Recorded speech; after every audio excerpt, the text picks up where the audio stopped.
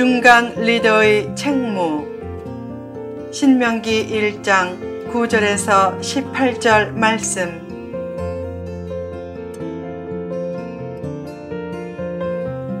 홀로 짐을 지지 말라. 하나님의 일을 하다 보면 큰 믿음을 가진 사람도 지칠 때가 있다. 강철 심장을 가진 사람은 없다. 믿음이란 전혀 흔들리지 않는 것이 아니다. 잠깐 흔들리다가 곧 멈추고 전진하는 것이 믿음이다. 언제 흔들림이 멈춰지는가? 하나님의 동행하심을 느낄 때다. 또한 하나님의 사람이 옆에서 짐을 나눠질 때다. 사명의 짐을 홀로 지고 갈 수 없음을 겸손히 인정하는 사람이 오히려 사명을 잘 이행할 수 있다. 출애굽 초기에 모세는 전체 백성들의 대소사를 관장하고 그들 간의 성사까지 맡았다. 그래서 아침부터 밤까지 백성들이 하루 종일 모세를 찾아와 쉴 틈이 없었다. 결국 모세는 장인 이드로의 제안을 수용해 기초 행정제도를 세우므로 자신이 홀로 백성들의 짐을 질 수 없는 어려운 현실을 해결했다. 출애굽 때 성인 남자만 약 60만 명이었기에 전체 인구는 약 200만 명으로 추정된다. 번성의 축복으로 홀로 짐을 질 수 없을 정도로 부담감이 컸어도 모세는 백성을 1000배나 많게 하고 복을 달라고 기원했다. 요새 어떤 부부는 자녀를 잘 안 낳으려고 하고 낳고 싶어도 경제적인 부담감 때문에 못 낳겠다고 한다. 그러나 책임감과 부담감이 커져도 부양할 사람이 많아지기를 소원하고 많은 사람을 부양할 수 있는 능력을 구하라. 이단 교주는 신도가 늘면 섬길 사람보다 부릴 사람이 많아지기에 신도 숫자를 불리려고 하고 심지어는 떠나는 신도에게 저주까지 퍼붓는다. 교인이 느는 것을 사랑의 짐이 는다고 여기는 목자 의식 대신 외적인 힘이 는다고 여기는 교주 의식을 가지면 안 된다. 반대로 교인이 많아지면 짐이 는다고 교회 성장을 외면하는 태도도 잘못이다. 사랑의 짐이 늘게 될지라도 건강한 교회 성장을 추구하라. 힘들어도 자녀를 많이 낳으며 십자가를 지려고 하는 것이 바른 성도의 삶이다. 짐을 많이 지려고 하되 다만 혼자 지려고 하지 말고 지혜롭게 나눠 지려고 하라. 친구란 힘들 때 같이 짐을 져주는 존재다. 리더에게도 좋은 말로 힘을 실어주고 같이 짐을 져주는 팔로워가 필요하다.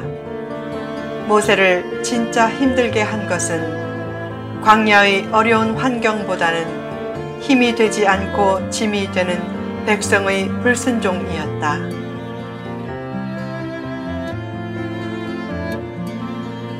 중간 리더의 책무. 그때 모세가 리더의 짐을 나눠지는 시스템 마련을 위해 백성들에게 명령했다. 너희의 각 지파에서 지혜와 지식이 있는 인정받는 자들을 택하라. 내가 그들을 세워 너희 수령을 삼으리라. 리더의 3대 요건은 지식이 있는 것, 지혜가 있는 것, 사람의 인정을 받는 것이다. 그런 요건을 가진 사람을 각 지파에서 스스로 선택하면 그들을 수령으로 세우겠다고 했다. 당시의 절대적인 신정체제에서도 지방자치와 민주주의를 부분적으로 작동시킨 것이다.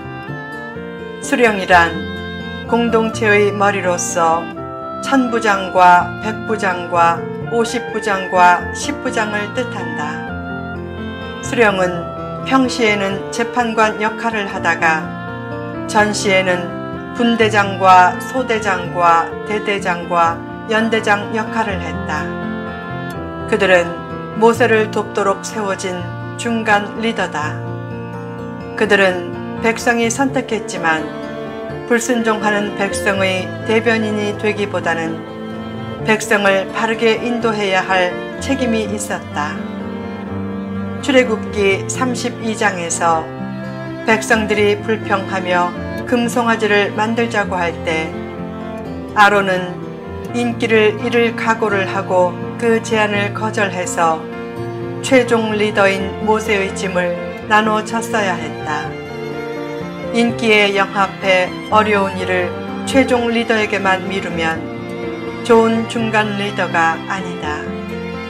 중간 리더는 바른 리더의 편에 서서 리더의 뜻을 받들어 백성을 잘 설득하고 반대로 바른 백성의 편에 서서 백성의 뜻을 리더에게 순종의 영성을 바탕으로 지혜롭게 잘 전달해야 한다.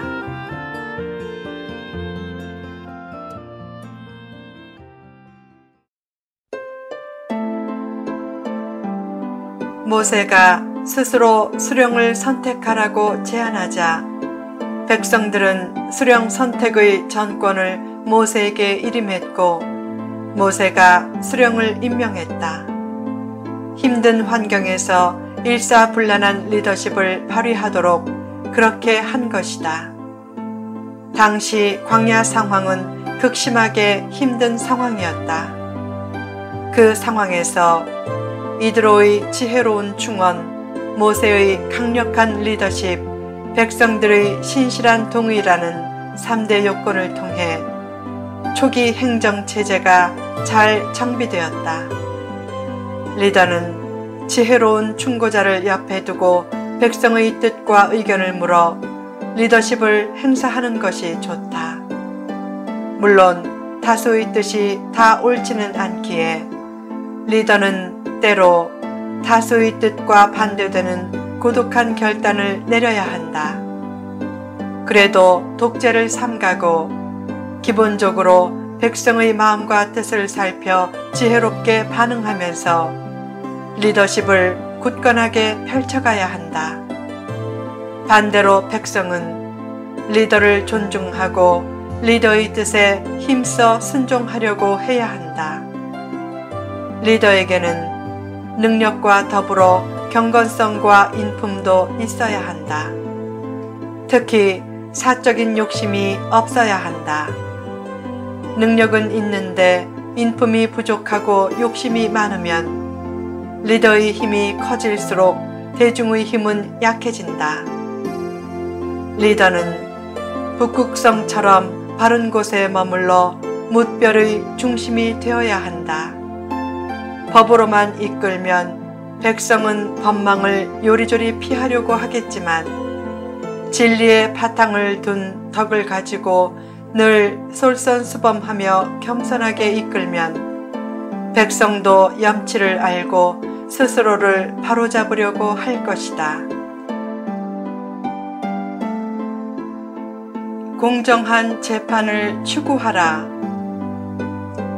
모세는 중간 리더인 재판장을 세우고 공정한 재판을 명령했다.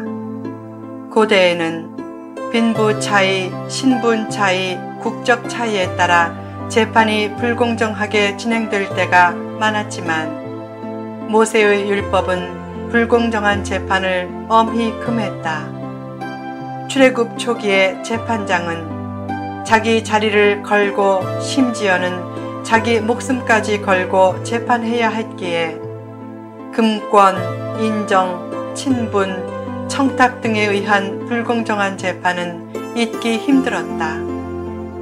당시 이스라엘은 자기들을 배척하는 이방인은 단호히 배척했지만 자기들과 함께하는 이방인은 동족처럼 대했다. 실제로 모세와 함께 출애굽한 사람 중에는 이스라엘의 12지파 외에 종교, 문화, 친분 등으로 동질성을 가졌던 이방인도 꽤 많았다.